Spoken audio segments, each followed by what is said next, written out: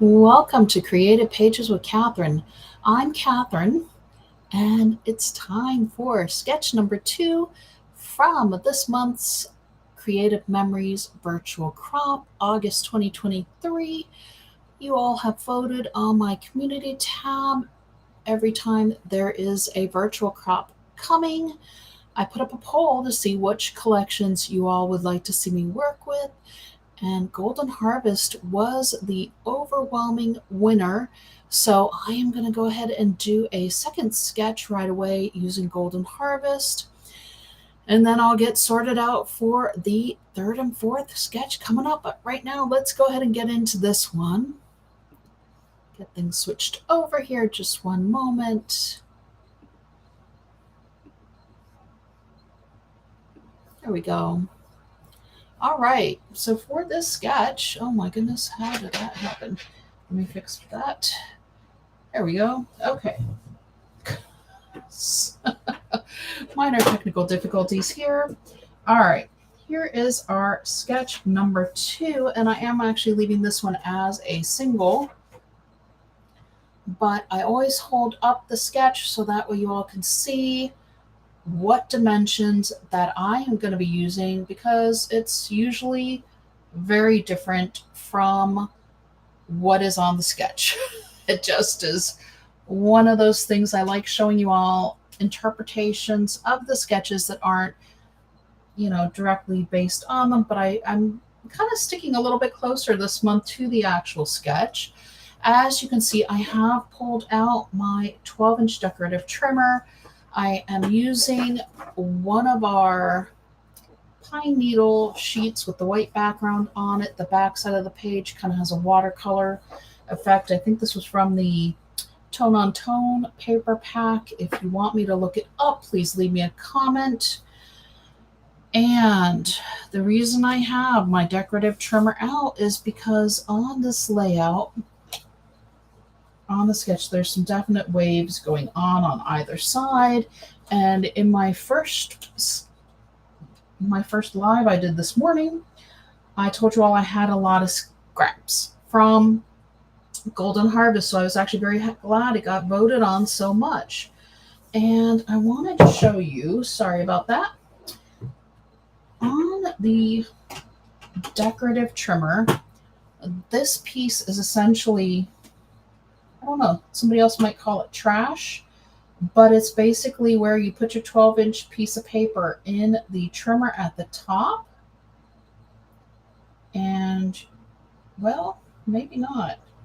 I thought it was going to be where you cut along. I thought it was just right to the edge, but maybe I don't know. Okay, I thought it was going to be right at the edge, but then you wouldn't get quite something quite this skinny. So maybe I put it in at a slight angle, because I can tell I definitely did use the 12-inch trimmer, and it's basically where this top corner is at the edge, and this bottom corner is right at this first mark outside of the cutting where the blade goes. So sometimes it's harder to see the numbers on the decorative trimmer. It just is. And then this one, again, I think I had at that angle in the trimmer. It is, so this one is 1/8 of an inch at the top and 1 inch at the bottom. And then this one is 2.5 at the top and 4 1/4 at the bottom. But play around with your decorative trimmers. It does give a nice effect to your paper, and it goes along with this sketch really well this time. So I've gone ahead and pulled out my little silicone mat that was part of the recent promotion, the border promo that was going on. So that way I can use my repositionable tape at the top of this piece here and the bottom. Just because it was a little bit more narrow, I didn't want to have tape popping off of this thing.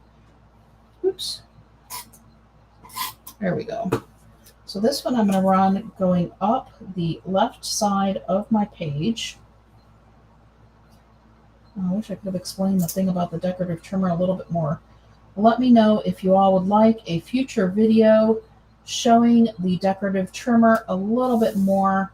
I'm actually starting to really like it. It really does some neat accents and effects to pages. It just really is a fun tool to work with, and I think it's underutilized. So let me know if you want to see it either in a future sketch with me or just in a future just a tool talk or something. I don't know. Let me know. Looks like I'm gonna actually have to change out my tape runner here in a minute. I can see the red part coming, which means my tape runner is about to run out. Okay, I'll grab my multi-purpose tool, which I was talking about also a little bit in my earlier video. Didn't realize how much I used it and was missing finding it until I finally found it, and then, oh, it's just so nice. I love this thing. It has so many wonderful uses. All right, so, oh, I forgot to show you the back side of this one. I'm sorry. So this was the actual branch page, and it had the kind of orangey, brighter pattern on the back of it. Hopefully you got enough of a peek to see that. Usually try to show you all before I stick it down. Sorry about that. Okay. And then we have 3 photos that are going to be on this page, and I'm kind of flipping it a little bit because I really wanted to highlight more of my smaller edge here, and then we're going to come out here from the larger end. I think I'm going to go this way, and I'm just adding in some color. So this one is another pine cone and pine needle page. This is a larger one. This has the orange, kind of almost very watercolory effect with the leaves on the back side. This one is my 4x6 mat. I have a 4x5 from the green here, and that has a plaid on the back. And then I did a 4x4, which that one has the really light, try to get it, the green.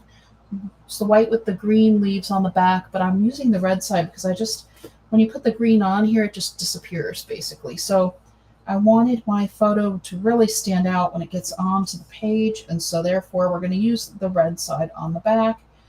And in our sketch here, it really is showing them kind of heavily layered. I'm not going to do it quite as tight, but I am going to follow kind of the angles a bit. So let me grab a refill because I can see the end is near here. All right, and that way I'll be ready when it does, and we're going to get this other one down first. So this one first. Yep. Quick change here. That's the nicest thing about our tape runners is all you have to do is pop it out. It lines up with the hole there, and you just pop the lid back on, and you're back in business. So quick and easy.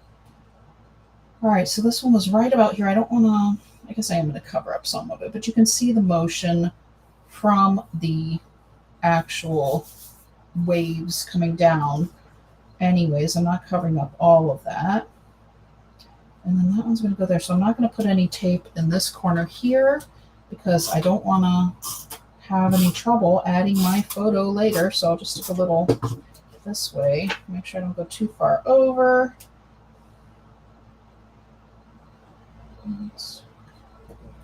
And then I need to, oops, I should have made sure I didn't have any up here either. Well, I have a little bit up here. So I'm just going to go ahead and put that one down.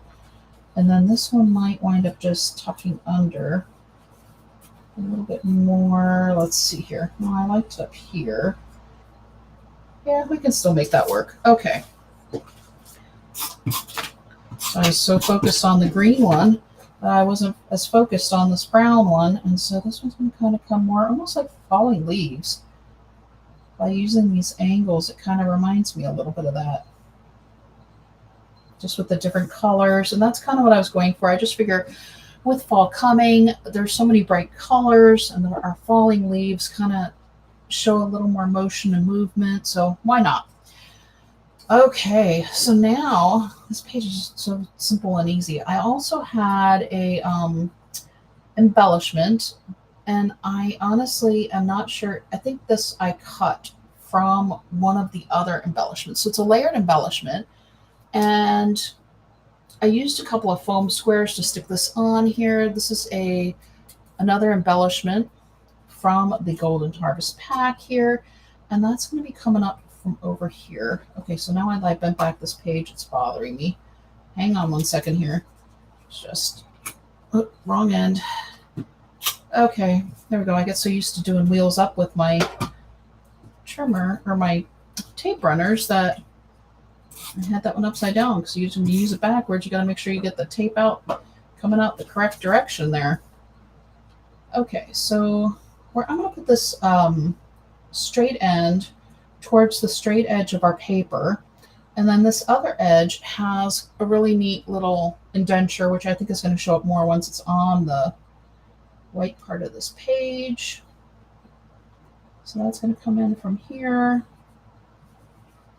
And I love that we have some space in this area here for journaling, because it's a lighter paper. I think if you just use your black pen, that'll show up beautifully. And then I also pulled some pine cones. So here, if I can, and then I grabbed this little love because I thought the green worked really nicely with the green there. And I'm gonna add a couple foam squares again. So our little pine section, tree section is popped up. I'm like, I don't even know. That's okay. And then this is just going to go through the center of here. It's basically a tree section, but it has all these fronds of the pine tree coming out of it. And then we're going to add some pine cones, one coming from up over here. I feel like it needs to go kind of towards, actually it's going to go towards our photos, which I think makes more sense. And then they're different sizes. So I'm going to put the larger one kind of coming down this way, and then the smaller one again angling towards our photo. So kind of like our pine cones are dropping out of our pine tree there. And amazingly enough, that is it. This one felt like a quick and easy one. I guess it kind of was, since everything was already to go. I'm going to show you the close-up. Y'all can let me know what you think in the comments. And does this say fall to you? I hope so.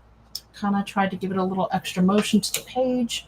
And this was our sketch showing the waves here. And like I said, I kind of reversed it, but with what I had, I think it just worked a little bit better. So that's it for sketch number 2. Left this one as a single. And I am going to get ready to get into sketch 3 here shortly. I need to put these together. I'm getting them done as quick as I can, and I'll be on again soon. Until next time.